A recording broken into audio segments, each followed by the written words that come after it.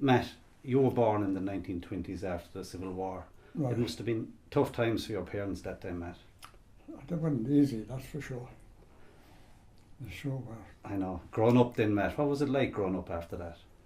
What, we, shortly after, well, I was 29, I was 39, the war started. And, Yeah. you know, it was a tough time, mate. I know, There was nothing, you know, things were that low enough. I know. Matt. What about school, Matt, and things like that? Like, did you walk to school or what was? Well, we walked to school, 2 miles back and forth. Yeah. And who had you as teacher down there? That time? Larry O'Connor.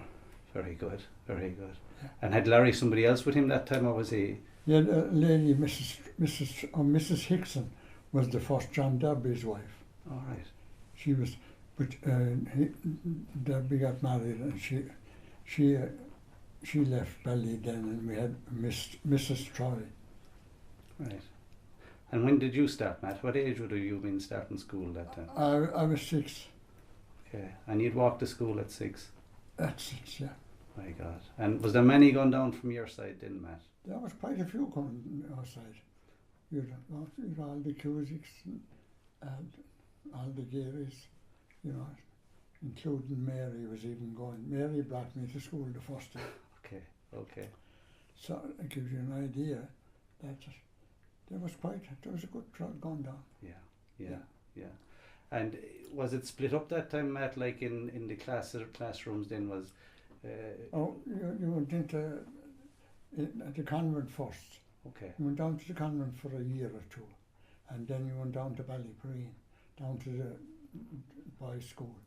You started out in 2nd class in the boys' school. Yeah. And you're 2nd and 3rd, and then you went out to the 4th class, to Larry O'Connor. You had 2 years with her. Yeah. And you must have good crack walking up and down, I suppose, Matt, or was it, I suppose, the weather, of course, you were in all the elements, of course. You were in all the elements. And the wet days then, Jack would come down for us in the evening to pick us up, and the horse and cat. You got to spin up them days. And sometimes we'd meet guys coming home from after shopping in Bally, and we'd hop up in their cars. Old Dave Capeless, Morris Capeless's farm, you know, he used to be down, and we'd hop up and we'd say, old Dave, you know, he was an arrogant son, so old Dave would say, we'd say, hello Dave, and he'd say, hello pigs. That was the title we had. Oh, for God's sake. Oh my God, he was on old Dave, you know. I know. And we'd hop up in the cars as much as we could, of course. I know. And get a spin up, of course. Yeah. Save the feet.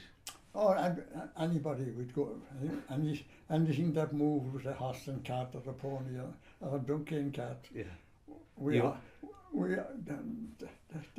The carts were the equivalent of as good as a car. You weren't fussy, Matt. No, we weren't fussy. Not at all. Jesus, as long as you got there, buddy. I know. That's all you. I know.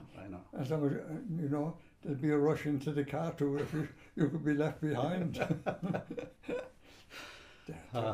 Very good. And the summertime then we'd go barefoot from May onwards until September, you know. Yeah. We could go barefoot. Wow. Yeah. My God. And then we'll say the war years, Matt. The war years must have been very tough, weren't they, altogether? Oh, the war years. You know that this brown bread, Mike, because I haven't eaten brown bread since the war. People ask me, you don't like bread? I said, no, I saw bloody much of it during the war.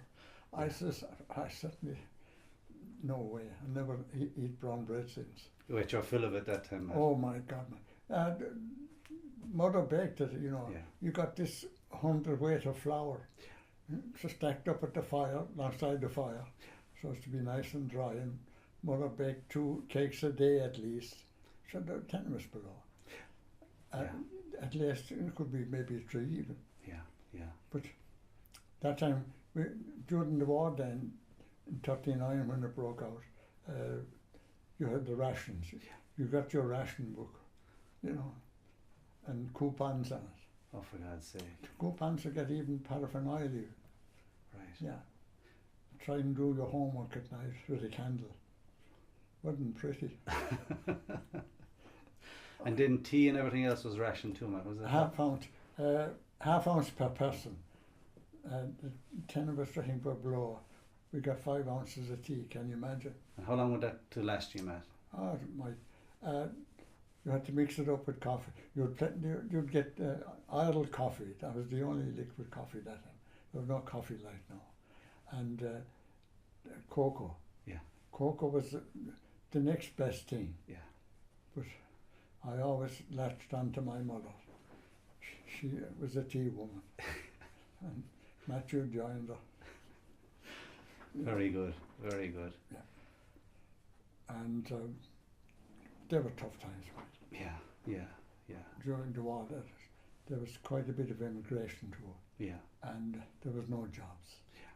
Yeah. I suppose you were small farmers as well then, Matt, I suppose. What had you down there at that time?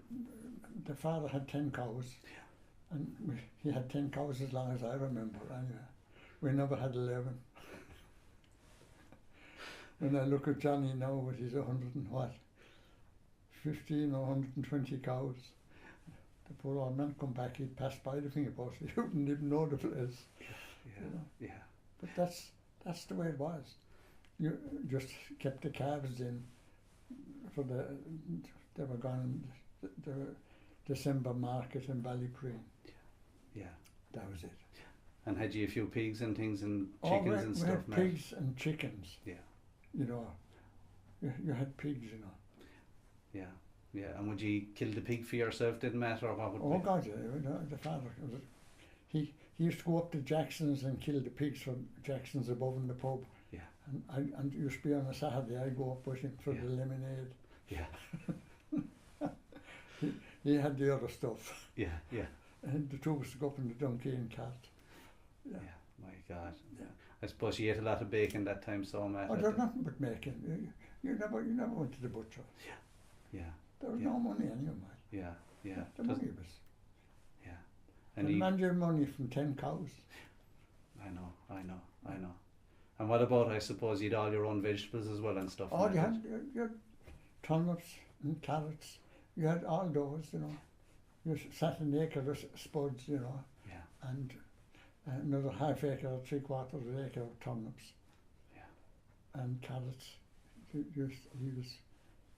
used to set carrots as well.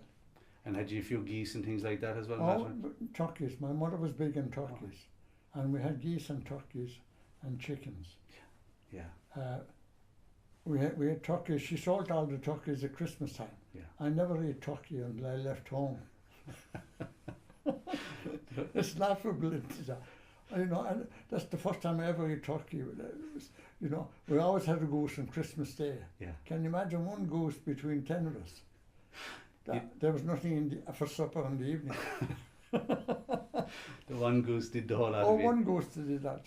She killed a goose, and not alone that, she sent the goose then to her brother in London and the wife. Yeah. She'd mail it off below at the post office. She killed a goose and mail it off below at the post office. Can you imagine? I don't know how it was when they got to London, but they ate it anyway and they said it was lovely. So I mean, it's unreal, Mike. Yeah. Unreal. And then